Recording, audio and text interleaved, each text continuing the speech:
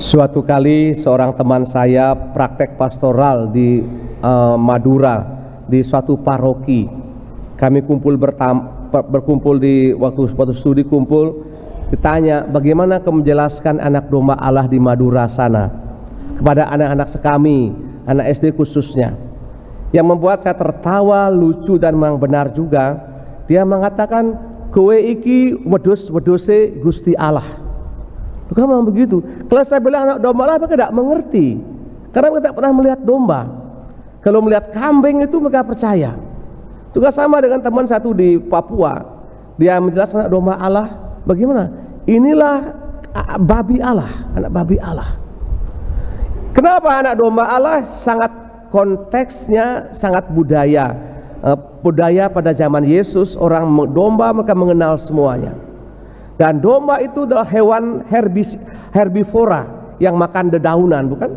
Dan hewan yang demikian tidak punya taring, seperti halnya harimau, halnya dengan macan. Ya, artinya hewan yang tidak bisa membalas dendam. Ya, hewan yang begitu polosnya sampai dikorbankan pun dia diam. Nah, dan kemudian anak domba Allah ini, konsep ini diangkat menjadi sebagai konsep sang penyelamat. Di anak domba Allah. Jadi bukan anak domba manusia, Allah yang punya anak domba ini.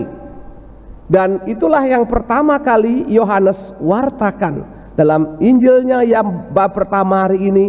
Inilah anak domba Allah. Dan gereja kemudian mengangkat itu sebagai setiap sebelum kita kemuni, anak domba Allah yang menghapus dosa dunia. Mendoakan anak domba Allah ini menandakan bahwa kita merendahkan diri di hadapan Allah dan meminta Allah menggunakan kita, tangan yang berdosa, mulut yang kacau-kacau ini untuk menjadi alat di tangannya. Ya, sapu itu berguna kalau digunakan oleh orang yang tepat. Kalau sapu dipakai nusuk nulung duren sing benar tuh. Sapu ngamplangan timpal sing benar. Sapu untuk menyapu. Demikianlah pula kita semua nih. Kita akan menjadi orang baik, menjadi orang yang berguna, menjadi berkat kalau digunakan, dipegang oleh Allah sendiri. Caranya bagaimana? Agar kita yang muka bodoh ini, muka bleki ini bisa digunakan oleh Allah. Dan Allah mau menggunakan kita. Caranya bagaimana Allah menggunakan kita? Saya kerap menjelaskan dengan cerita seperti ini. Suatu kali ada pohon bambu, serumpun pohon bambu ini, mereka saling memamerkan kemampuan.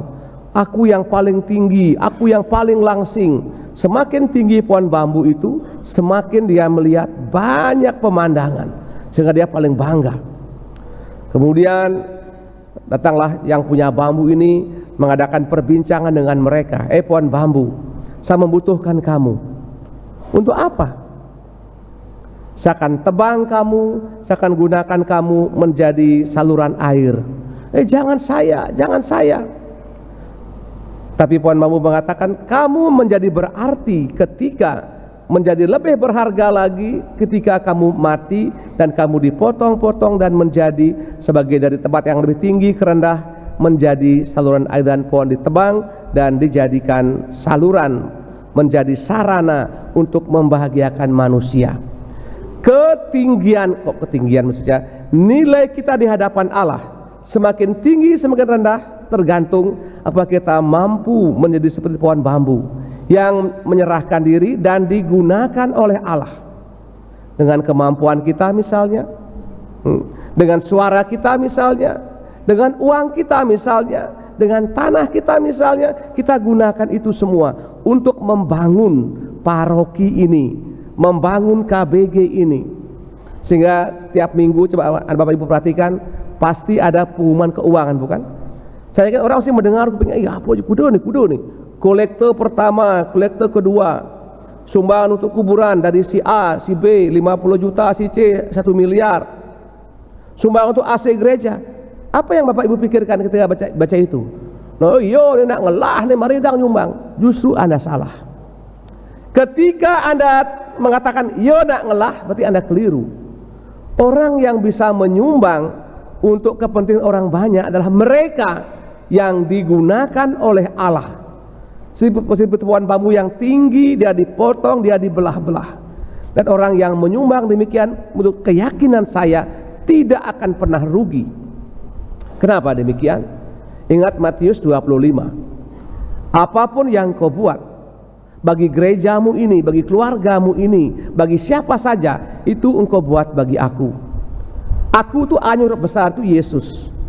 Kalau kita bisa buat untuk Yesus, maka Yesus yang berkuasa tidak akan diam. Dia akan mengganjar beratus-ratus kali lipat pada saat yang tepat. Bagaimana misalnya? Kita sakit parah. Dokter mengatakan tidak ada harapan.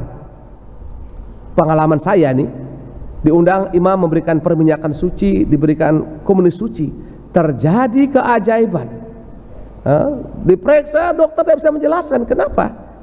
Inilah cara Tuhan bekerja, Bapak sekalian. Sehingga ketika Anda berani mengatakan saya tidak punya, betul, tapi yang saya punya seperti janda miskin ini, saya punya ini sedikit saja, dan kita bisa bantu orang yang sakit dengan diam-diam, kita beritahu, tidak ada orang tahu. Dan kami di paroki diumumkan untuk membuat umat tahu bahwa ada banyak orang yang memperhatikan paroki kita ini. Itu artinya bukan untuk pamer, tidak. Sering yang menyebut nama NN dan no name itu ada juga begitu. Dia bilang, Romo jangan sebut nama saya. Semoga kita menjadi anak domba Allah yang membawa persatuan dan menyerahkan diri kita untuk digunakan Allah. Seperti pohon bambu yang tinggi bagus, tapi akan lebih berguna kalau ditebang dan dijadikan saluran air dari tempat yang tinggi ke tempat yang rendah. Dan dengan demikian, dengan berani ditebang dengan rendah hati, Tuhan gunakan aku sebagai alatmu.